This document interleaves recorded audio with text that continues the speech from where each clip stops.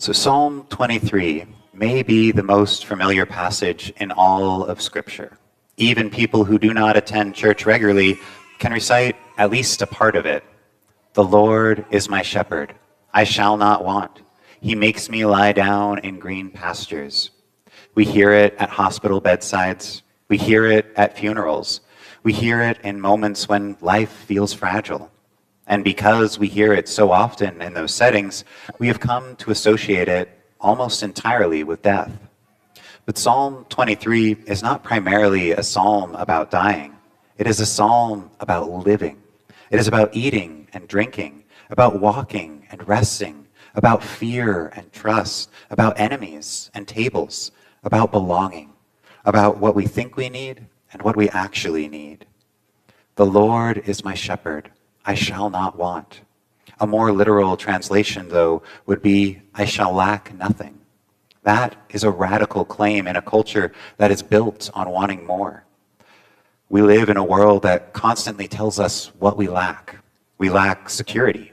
We lack status. We lack enough savings. We lack enough success. We lack enough influence. We lack enough comfort. And yet the psalmist says, the Lord is my shepherd. I lack nothing. Not because life is easy, not because there are no valleys, not because there are no enemies, but because the shepherd provides what is necessary. Not luxury, not excess, not everything we might desire, but what we truly need. Food, water, protection, presence. Psalm 23 invites us to recenter our understanding of what sustains a life. It challenges our quiet assumptions that we are the ones responsible for shepherding ourselves, that we try to anxiously control everything about our own survival. But sheep do not belong to themselves. They belong to the shepherd. And that is where the psalm becomes both comforting and unsettling. Comforting because it promises provision. Unsettling because it asks for trust. And trust is not natural for us, especially in the dark. When we hear about green pastures and still waters, it's easy to imagine something peaceful and picturesque, a kind of spiritual spa day. Rolling hills, a gentle stream, a sheep stretched out in comfort. But for the sheep of an ancient world, green pastures were not a luxury. It was survival. To lie down in green pastures meant that there was enough to eat. To be led beside still waters meant that there was something to drink.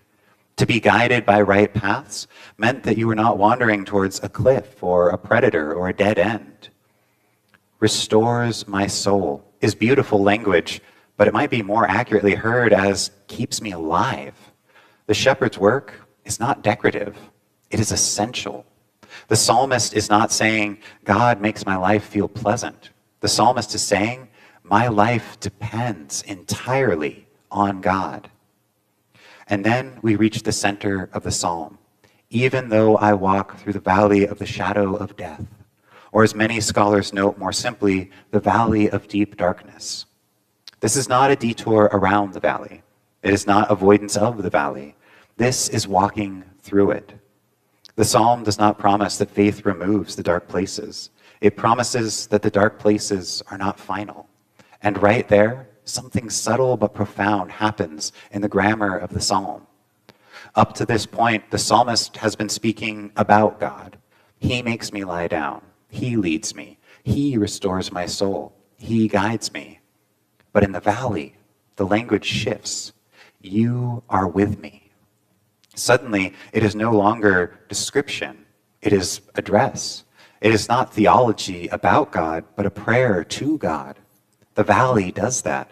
It moves faith from abstraction to intimacy. You are with me. That is the theological center of the psalm. Not green pastures, not overflowing cups, not even the table in the presence of enemies. You are with me. In the darkest places, what we need most is not explanation, it is presence. And notice what else is not said. The psalm does not say, I fear no evil because I am strong. It does not say, I fear no evil because I'm well prepared. It does not say, I fear no evil because I understand the map. I fear no evil, for you are with me. The rod and the staff, symbols of authority and guidance, they comfort, not because they are tools, but because they are held by the shepherd. This is not self-reliance, it's reliance. And that is where Psalm 23 quietly confronts us. We prefer to believe that we are the shepherd of our own lives, that we manage our own paths, securing our own resources, planning our own future. But sheep do not shepherd themselves. They follow, and sometimes they wander. When I was growing up in Glenwood Springs, my family would sometimes go up into the mountains to Hubbard Cave. It's a large cave system with multiple entrances, narrow passages, wider chambers, and more than a few dead ends. We would camp, hike, and explore, and I loved exploring. Now, as I have told you all previously, when I was a child, I was not especially skilled at staying close to my parents. Wandering off seemed to be something of a spiritual gift of mine. Apparently, that tendency extended underground. On one of those trips, I was in the cave with my dad. We were moving through one of the larger chambers when I spotted a narrow gap along the wall. It looked passable, tight but manageable, so I squeezed through. On the other side was another chamber, and then another opening, and another space to explore. I kept moving, and at some point, I realized I had not paid attention to how I got there. The chambers began to look similar. The angles were not as distinct as I thought. The openings were not as obvious from this side, and the light from the main entrance was long gone. There was a moment that the realization hit me. I did not know which way was out. I had a small flashlight. It was enough to see a few feet ahead of me, enough to keep me from running into the wall, but not enough to orient myself to the whole space. And for the first time, that cave felt different. What had felt adventurous now felt vast. What had felt exciting now felt dangerous. I remember a kind of cold dread that settled in my chest. I called out to my dad. At first, there was nothing. Just the echo of my own voice bouncing back at me from unseen walls. If you've ever been in a cave, you know how sound can play tricks on you. It does not come back from where you expect. It reflects and bends and distorts. It's hard to tell where anything is coming from. I called again. Eventually, I heard him respond. In reality, it probably was not very long, maybe only a few minutes, before I realized, from when I realized that I had been turned around to when I heard my father's voice. But in the dark, it felt longer. At first, his voice sounded a little tense, probably because he had realized that I was no longer with him. But once he heard me answer back, his voice changed. It steadied, becoming calm, anchoring. The problem was, I could not immediately tell where he was. The sound was still echoing. It bounced. It felt like it was coming from everywhere and nowhere at once. I had to stop. I had to be quiet. I had to force down the panic enough to actually listen. And slowly, by calling and listening and moving carefully, I began to pick a direction. A turn here, a squeeze there, another chamber, and then, ahead of me, I caught the faintest glimpse of light. Not daylight, flashlight. His flashlight. And the moment I saw the beam cut across the darkness, everything changed. I rushed forward. There was no lecture, no dramatic speech, just presence. Relief. I was no longer lost anymore. Not because I'd figured out the cave, but because I was back with my father. There's something about darkness that distorts everything. In the cave, nothing had actually changed about the structure of the rock. The walls were still where they always had been. The passages had not rearranged themselves. The exit had not disappeared, but my perception had changed. Darkness does that. It shrinks your world. It narrows your focus. It magnifies fear. It makes small uncertainties feel enormous. It makes you question what you thought you knew. And perhaps the most disorienting part was not the lack of light. It was the echo. I could hear my dad's voice, but it seemed to come from everywhere. It bounced off the stone. It folded back on itself. It made direction unclear. That is what Psalm 23 is describing when it speaks of the valley of deep darkness. The valley is not only dangerous because of what might be in it. It is dangerous because it disorients us. We lose perspective. We lose clarity. We lose our sense of direction. And in those moments, we are tempted to do one of two things. Either we panic and we run blindly forward, which turns us deeper into confusion, or we freeze, paralyzed by fear. But notice what the psalmist says. Even though I walk through the valley of deep darkness, I fear no evil, for you are with me. Not I see clearly, not I understand fully, not I've mapped the terrain. You are with me. In the cave, what changed everything was not that I suddenly understood the cave system.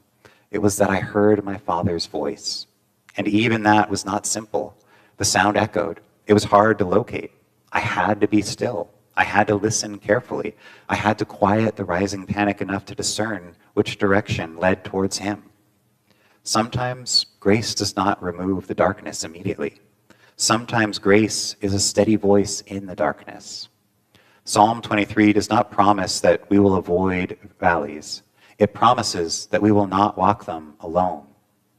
And if we are honest, most of us know what those valleys feel like. It may not be a literal cave or valley. It may be a diagnosis.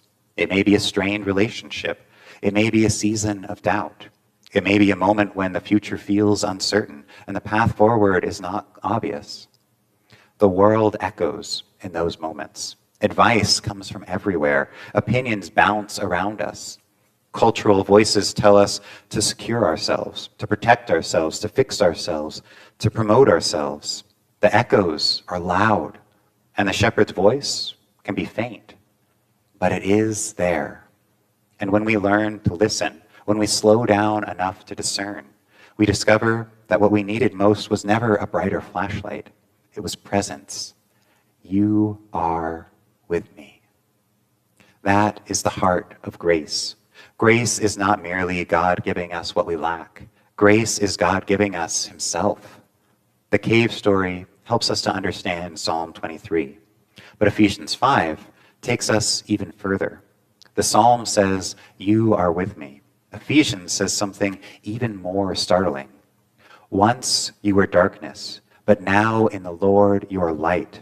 Not just walking in light, not just standing near light, you are light. That is a breathtaking shift. In the cave, I had a flashlight. It helped, but it was small. It showed only what was directly in front of me. It did not transform the cave. It did not eliminate the shadows. It did not change the structure of the darkness. It was a survival light. Ephesians is not talking about a survival light. It is talking about transformation. Live as children of light. The early church understood conversion not simply as believing different ideas, but as moving from darkness into light, from confusion into clarity, from isolation into belonging, from death into life. And notice how Ephesians describes the change. It does not say, once you were in darkness. It says, once you were darkness. That is uncomfortable language. It suggests that darkness is not only something external that surrounds us, it is something internal that shapes us. It can be selfishness. Darkness can be greed. Darkness can be resentment. Darkness can be speech that tears down instead of builds up. Darkness can be living as though we are the shepherds of our own lives. Darkness is disordered love. It is wanting what we were never meant to chase. It is trusting what cannot sustain us. It is wandering ahead because we think we know better. And yet grace does not shame us in that darkness. Grace calls to us. Awake, O sleeper, and arise from the dead, and Christ will shine on you. That line from Ephesians likely came from an early baptismal hymn. It carries the imagery of someone asleep, unaware, unconscious to reality, and being gently but urgently awakened. In the cave, I had to wake up to reality. I had to stop pretending that I knew where I was. I had to admit that I was lost. Only then could I listen. Ephesians says the Christian life is not about pretending the darkness is not there. It is about refusing to live as though the darkness defines us. Try to discern what is pleasing to the Lord. That word, discern, is important. It means to test, to examine, to evaluate. Living as children of light is not passive. It requires attentiveness. It requires listening. It requires awareness. It means asking, in this situation, in this conversation, in this decision, what reflects the character of the shepherd? Does this reflect goodness? Does this reflect mercy? Does this reflect faithfulness? Does this reflect love? Ephesians says that the fruit of light is found in all that is good and right and true. Notice it does not give an exhaustive rule book. It gives a direction. Just as in the cave, I did not receive a detailed map from my dad.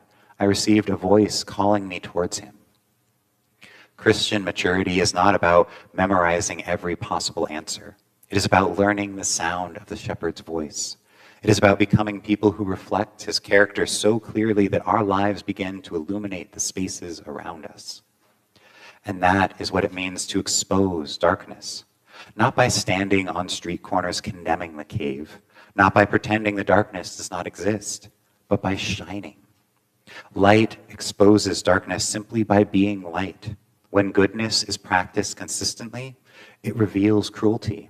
When mercy is extended freely, it reveals bitterness. When generosity is lived openly, it reveals greed. When forgiveness is embodied, it reveals resentment. Children of light do not have to shout. They shine, and shining is simply living in grace. Psalm 23 does not end in the valley. It does not end with the shepherd's rod or staff. It shifts images. You prepare a table before me in the presence of my enemies. You anoint my head with oil, my cup overflows. The shepherd becomes a host. The wilderness becomes a household. The valley becomes a table. And notice when the table is set. Not after the enemies are gone, not once the danger has disappeared, in the presence of my enemies. Grace does not wait for perfect conditions. Grace sets the table right in the middle of real life.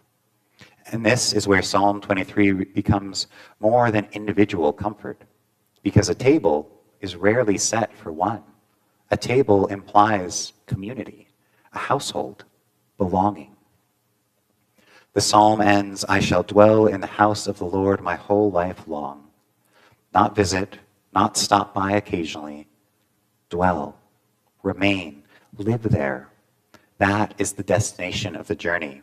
Not just survival, not just escape from the valley, not just relief from fear, but home. And perhaps one of the most beautiful phrases in this entire psalm is often softened in translation.